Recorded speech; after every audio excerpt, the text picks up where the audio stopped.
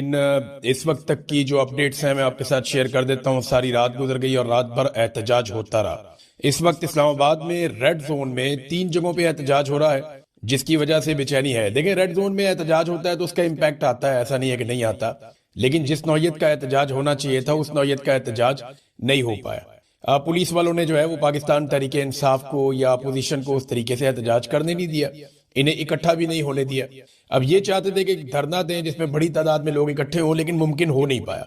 Khyber Pakhtunkhwa house है, वहां पे जो लोग मौजूद थे उन्हें वहीं रोक लिया गया, पुलिस ने वहां घेर लिया।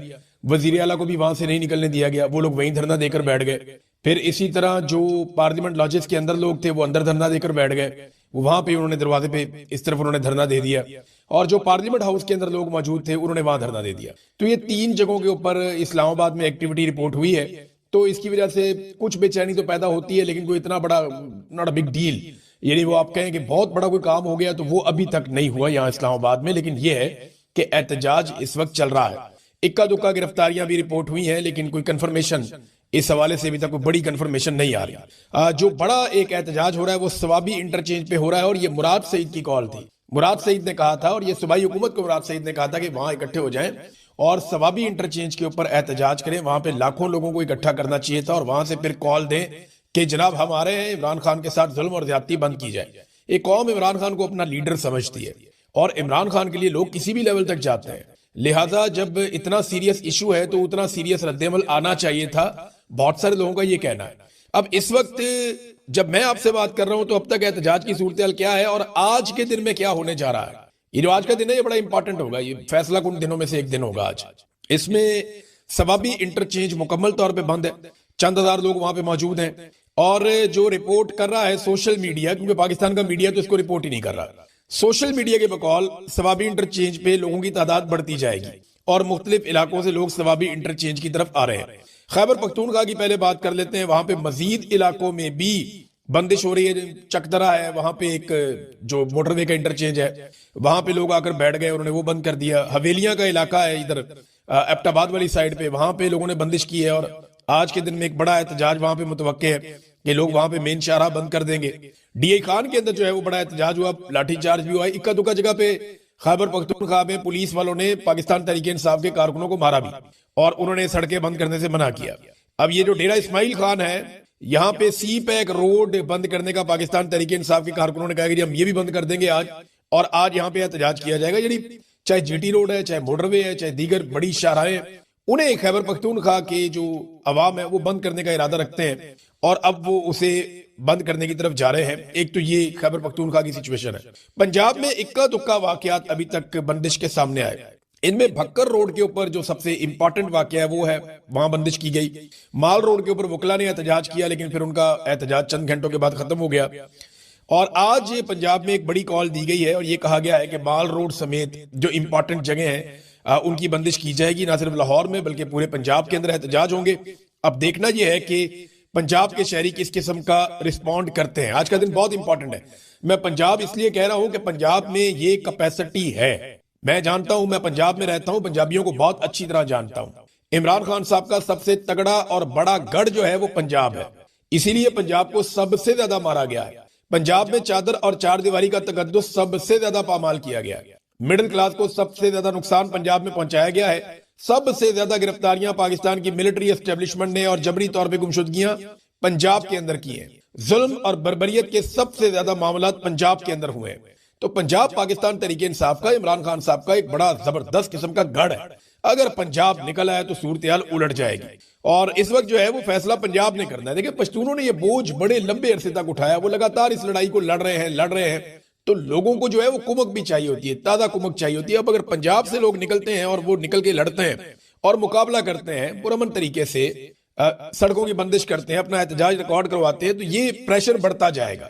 ये एक दूसरे को लोग ताने भी दे रहे हैं, थोड़ी मुखालफतें भी होती हैं, ये सारी चीजें चलती रहेंगी। इतनी बड़ी पॉलिटिकल पार्टी है तो ये चीजें तो इनमें होंगी। कई लोग गलती करेंगे तो दूसरे लोग निशानदेही भी करेंगे।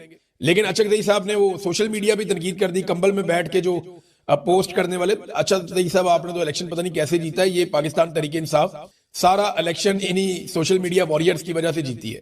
पाकिस्तान तहरीक इंसाफ का तो कोई एमएनए एमपीए ये तो आया ही नहीं मैदान में, सेनेटर कोई भी नहीं आया, ओहदेदार भी गायब हो गए थे। तो ये जो सारा इलेक्शन पाकिस्तान तरीके इंसाफ ने जीता, 180 नशिस्तें निकाली, ये सारी नशिस्तें उन्होंने यही सोशल मीडिया के बलबूते पे जीती थी। और आज तक जो तहरीक पाकिस्तान तरीके इंसाफ की खड़ी हुई है ना, वो सोशल मीडिया की वजह से खड़ी हुई है।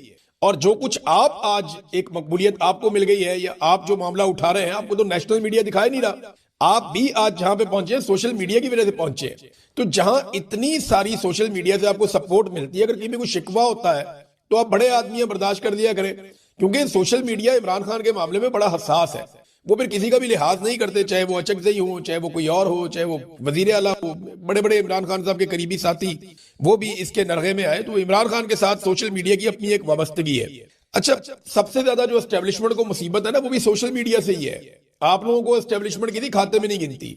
आप लोगों के बगैर तो उन्होंने वो 2/3 अक्सरियत भी पूरी कर ली। वो तो अपने कानून भी बना लेते हैं, जो दिल करता है वो कर लेते हैं। आपसे नहीं वो डरते हैं एक्चुअली सोशल मीडिया से, कि ये लोगों को जगा सकता है, ये आपके पैगाम को वहां तक पहुंचा सकता है जहां तक आपके लिए मुश्किल है। और आज भी सबसे बड़ा हथियार आपके पास जो है वो सोशल मीडिया है। आप जो मर्जी कहते रहे।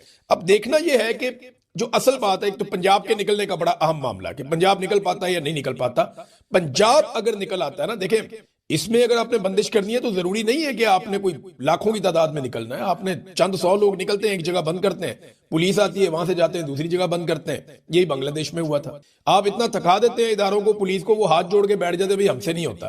तनख्वाहदार मुलाजिम बेचारे, वो क्या कर सकते हैं। लिहाजा ये अगर पंजाब के लोगों ने ये जिम्मेदारी ले ली, और एक और कॉल भी दी गई है कि जिस तरह 9 और 10 अप्रैल की रात को पाकिस्तानी निकले थे इमरान खान के लिए, जब उनका रिजीम चेंज किया गया था अप्रैल 2022 में, जिस तरह पाकिस्तानी निकले और उन्होंने कौमी तराना पढ़ा, वही पाकिस्तान तहरीक इंसाफ या उनके लोग या उनका सोशल मीडिया लोगों से उम्मीद कर रहा है और अपील कर रहा है कि आज रात को सारे निकले। आज हफ्ते की रात है, सारे निकले, मुख्तलिफ शहरों में निकले। जैसे लिबर्टी चौक में आए थे, आ जाए हजारों लाखों लोग, जिस तरह पहले आए थे बहुत बड़े पैमाने पर, आए और आकर वहां पे कौमी तराना पढ़े पाकिस्तान का। लिबर्टी चौक में नहीं आना, कहीं और आ जाए, जहां इकट्ठे होते हैं इकट्ठे हो जाएं, तो आवाज उठाएं पाकिस्तान के लिए, इमरान खान के लिए। क्योंकि इमरान खान पाकिस्तान का सबसे बड़ा लीडर है। अब ये जर्नैलों ने मिलकर उसका मैंडेट चोरी किया हुआ है। खासतौर पे आसिम मुनीर साहब ने अपनी एक्सटेंशन, अपना इस्तिस्ना, अपना उल्लू सीधा कर लिया।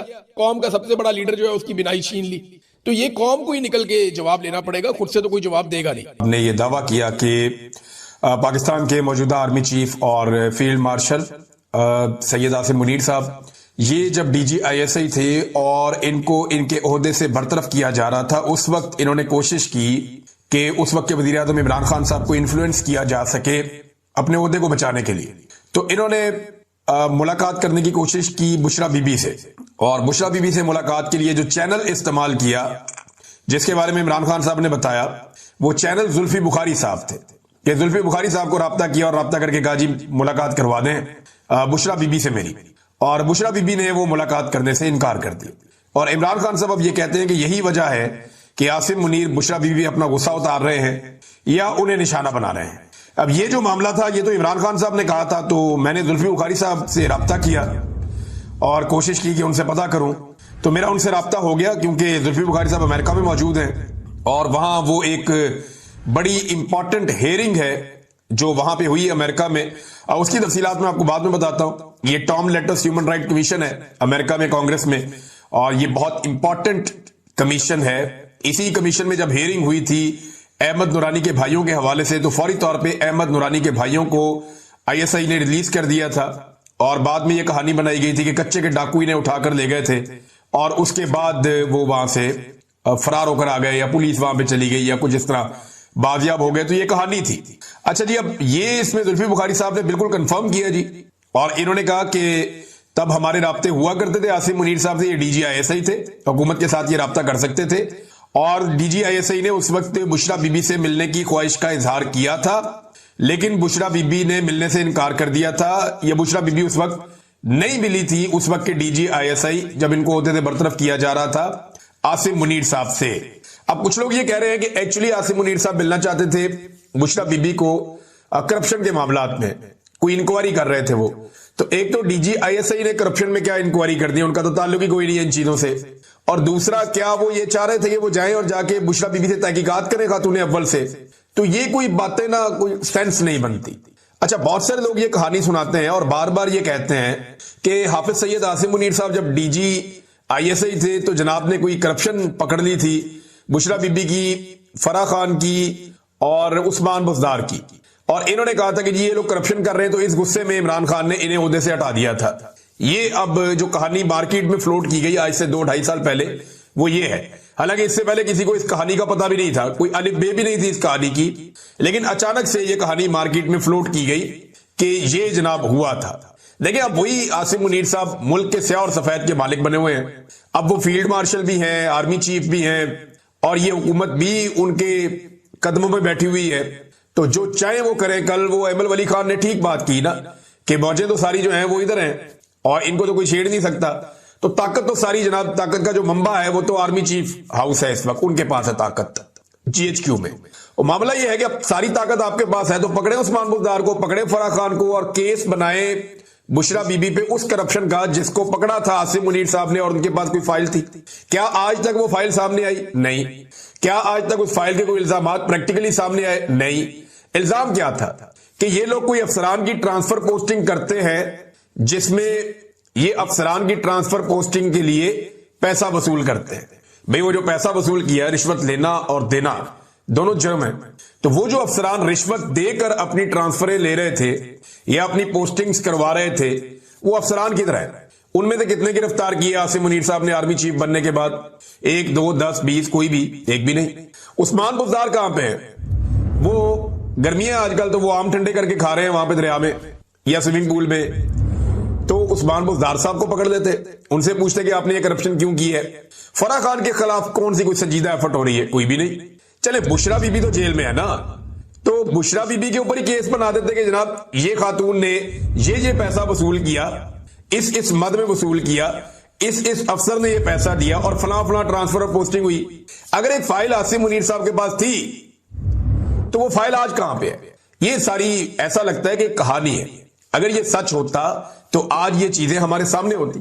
आज ये चीजें जो है ना, वो इतने सारे इद्दत वाला केस बनाने की जरूरत तो ना पड़ती, ये अजीबोगरीब किस्म के भोंडे मुकदमात बनाने की जरूरत तो ना पड़ती। फिर तो सिंपल ये होता, तोशा खाना का केस बनाने की जरूरत भी ना पड़ती।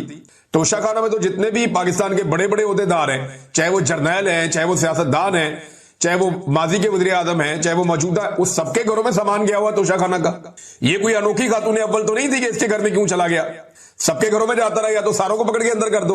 तो ये भोंडे केसेस बनाने की जरूरत तब पड़ी जब कुछ और था नहीं।